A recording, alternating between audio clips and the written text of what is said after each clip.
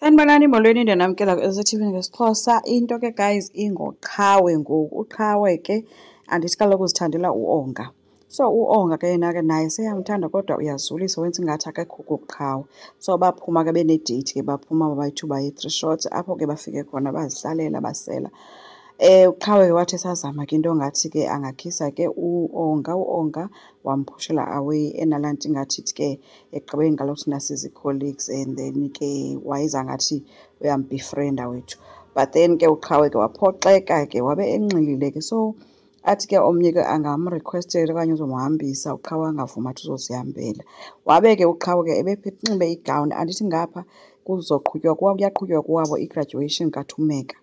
So now njengoba engekho phaa yena usahleli nalo mfana uba ezazi uba uya kuwabo because more kwi-graduation. Wavele wahamba kuqhawe waya kwamawethu. Apho afike khona kwamawethu wabe bhizi wethu ezilahlela kumawethu, umawethu exakene nento. Kanti uqhawe uzawuvele ome, uyakwazi ukoma wangathi uyankonka nje wasuka wawuwa wambeka phantsi ke khange abe uya wambeka phantsi kumawethu. Kanti uqhawe uqulekile okanye ufe isiqaqa. So umawethu ke ngoku uvela apha ebiza ufonela ubrother wakhe ke emxelela into yoba yeyi ndixakene nento apha uqhawe ulapha. Brother yakhe naye yabuza uba mfundini usenzani bekwenzeka. Kuthiwa khange ndenze nto, lo mntana ufike apha endlini. Afika eziselele but wavele wafika wafa isiqaqa kwayiloo nto ke. Then ke bazama ukubiza i-ambulance, i-ambulance ayide ifika until bade badicide umthatha bamhambise ngokwabo ke esibhedlele. Then ke athi ke ngosesibhedlele ke ngoku azame umawethu ufowunela uZoleka. But ke bebe-worried nabo Zoleka uba uqhawe akekho, nguye yedwa umuntu ongekhoyo kwaThumeka. Akuzofumaniseka into yoba ke behambe ene-date ke no-Onga othu ke loo nto kuZoleka afowunele uOnga. uOnga besesithi uba no, bekungeyonto yadate bekuyinto nje edibanisa umsebenzi. But then ke kudala ehambile uhlukene naye in 2 hours ago, yabo. So abesehamba ke kube sekungena le call kamawethu ke ngoku. Umawethu uyachaza ke ngoku uqhawe usesibhedlele kwenzeke u-1 no-2. Hayi ke bavele bemke bonke ke guys eshiwe apho ke indaba yepati kungekadliwa nodliwa kuleqwa esibhedlele.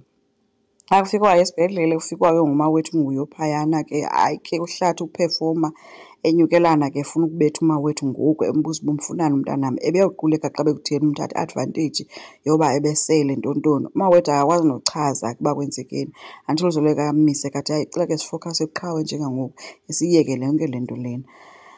Kwenye icala yena uOnga ke ubesebalisela uLazarus ke ngayo yonke le nto yakhe noqhawe esatsho into yoba ke futhi uyamthanda ke ngoku yena uqhawe uyazibona.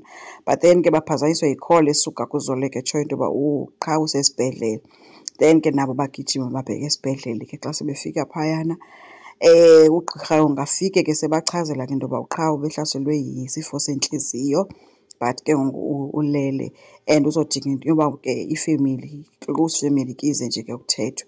Nyhani ke ungene ke uZoleka ubesesithi uZoleka futhi noThumeka makangene because ke umkholisile uqhawe. Then ke noHlathi angene ashiye ngaphandle kuLazarus bashiyeke ke no-Onga. uOnga ebejamele kakubi wethu umawethu into yoba lo mfo utheni ngoku ufunani uqhawe ebo because kaloku ngoseyamthanda but at the end of the day akathethi nto mos yena. Abe sehamba kumawethu athi ke abeseshiyeka noLazarus esithi ke kulo makagoduka makayeke uyihoya wethu into mawethu into yoba uzothini apha okanye ubethatha advantage. Make kube kufokhasa kule kaqhawe ugulayo ngoku.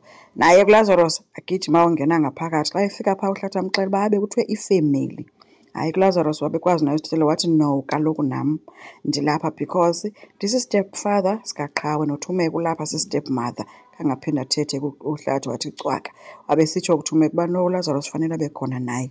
So baye bahlala bathi besebahleli ke wafika ugqirha wathi kuzocela into yoba ke kushiyeke aba banyani bebemkholisile kuthethwe. Wathethwa ke kusithiwa ke uZoleka esithi into yoba yena wayene-challenges embeleka vele uqhawe. Then ke uThumeka wazoyiveza into ethi ngexesha wayeno-5 no-6 years 7 lapho wakhe wanayo ingxaki ongathi unento engathi uba dizi athinathini. uZoleka bethuke le nto bazange bamxelela naleyo akayazi yayiqala ngoku abaphambi kogqirha. So babe sebechaza ne-history yakhona ke noThumeka atsho nayo into yoba naye wakhe wahlaselwa sisifo sentliziyo nje recently. Then kutata wabo ke naye ungathi wasweleka kutsho ukhanya wayehlaselwe sisifo senhliziyo naye. So caba into ekhoyo-ke efemelini. But-ke ugqirha uthe-ke khona ii-test ezofuneka ziranwe-ke. Abantu ke bathi ezo test nabazawuranwa mhlawumbi kuzofuneka kutsalwe amagazi efemeli yonke. Maybe kuzothi kufumaniseke into yoba ke uqhawe akazalwa nobavumile. Asazi kodwa ke izinto ezithethwa ngabantu. Khona into ezawuvela mhlawumbi. Asazi ke, enkosi. Ngicela siqhubeke, subscribe, silike, singakhomenta futhi. Bye.